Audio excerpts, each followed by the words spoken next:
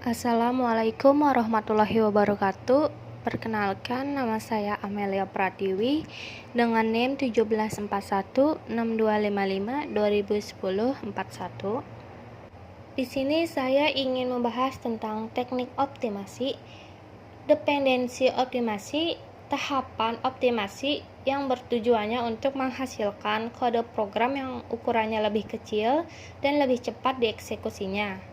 Hal itu berdasarkan ketergantungan pada mesin optimasi yang dibagi menjadi dua, yaitu mesin dependent optimizer dan mesin independent optimizer. Mesin dependent optimizer yaitu kode dioptimasi sehingga lebih efisien pada mesin tertentu.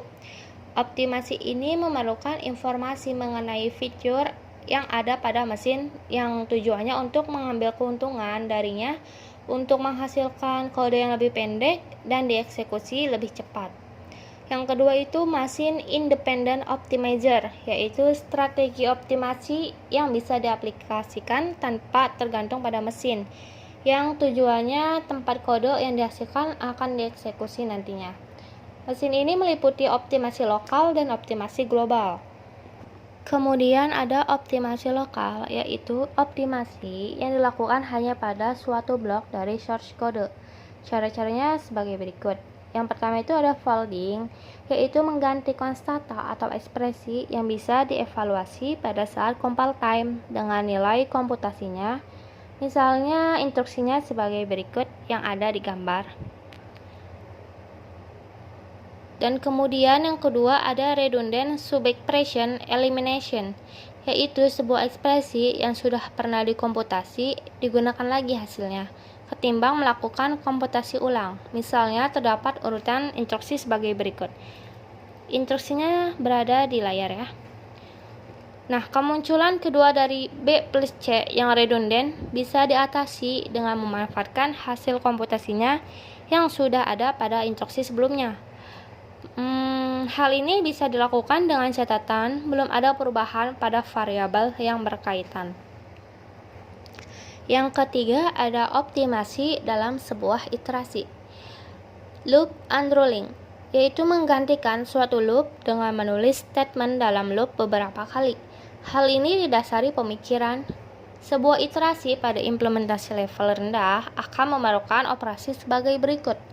Yang pertama ada inisialisasi, yaitu nilai awal pada variabel loop, yang dilakukan hanya sekali pada saat permulaan dieksekusi loop.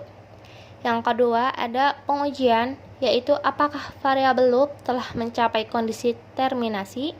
Yang ketiga itu ada adjustment, yaitu penambahan atau pengurangan nilai pada variabel loop dengan jumlah tertentu. Yang terakhir ada operasi yang terjadi pada tubuh perulangan atau disebut loop body. Dalam setiap perulangan akan terjadi pengujian dan adjustment yang menambah waktu eksekusi. Contoh instruksinya sebagai berikut yang berada di layar. Nah, terdapat instruksi untuk inisialisasi I menjadi 1, serta operasi penambahan nilai atau increment 1 dan pengecekan variabel I pada setiap perulangan. Sehingga untuk perulangan saja memerlukan 5 instruksi, ditambah dengan instruksi assignment pada tubuh perulangan menjadi 7 instruksi, dan dapat dioptimasikan menjadi sebagai berikut instruksinya. Yang hanya memerlukan 2 instruksi assignment saja, untuk menentukan optimasi ini perlu dilihat perbandingan kasusnya dengan tanpa melakukan optimasi. Kemudian ada frequency reduction, yaitu pemindahan statement ke tempat yang lebih jarang dieksekusi. Contoh instruksinya sebagai berikut. Nah, kita lihat dari instruksi berikut, melihat bahwa tidak terjadi perubahan atau memanipulasi pada variabel X di dalam iterasi.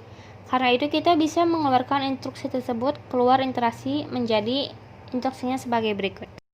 Kemudian ada strength reduction, yaitu penggantian suatu operasi dengan jenis operasi lain yang lebih cepat dieksekusi. Misalnya pada beberapa komputer operasi perkalian memerlukan waktu lebih banyak untuk dieksekusi daripada operasi penjumlahan. Maka penghematan waktu bisa dilakukan dengan mengganti operasi perkalian tertentu dengan penjumlahan. Instruksinya sebagai berikut. Kemudian ada optimasi global, yaitu optimasi yang biasanya dilakukan dengan analisis flow, yaitu suatu graf berarah yang menunjukkan jalur yang mungkin selama dieksekusi program, dan kegunaannya adalah sebagai berikut. Yang pertama ada bagi pemrograman menginformasikan A. Incredible atau dead code, yaitu kode yang tidak akan pernah dieksekusi. Misalnya terdapat urutan instruksinya sebagai berikut. Dari instruksi tersebut, instruksi A.2 sama dengan A+1 tidak akan pernah dieksekusi. Yang kedua ada unit parameter pada prosedur. Parameter yang tidak akan pernah digunakan di dalam prosedur. Contohnya sebagai berikut. Dari instruksi berikut, kita lihat parameter C tidak akan pernah digunakan di dalam prosedur, sehingga seharusnya tidak perlu diikutsertakan.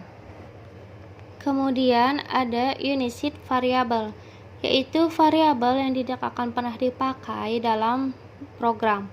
Contohnya sebagai berikut. Variabel B tidak pernah digunakan dalam program sehingga bisa dihilangkan. Yang kemudian ada variabel yang dipakai tanpa nilai awal, contohnya sebagai berikut. Dilihat dari instruksinya, kita lihat variabel B digunakan tanpa memiliki nilai awal. Yang terakhir ada bagi kompilator, yaitu meningkatkan efisiensi eksekusi program, dan yang kedua menghilangkan useless code atau kode yang tidak terpakai. Berikut hasil presentasi saya. Assalamualaikum warahmatullahi wabarakatuh.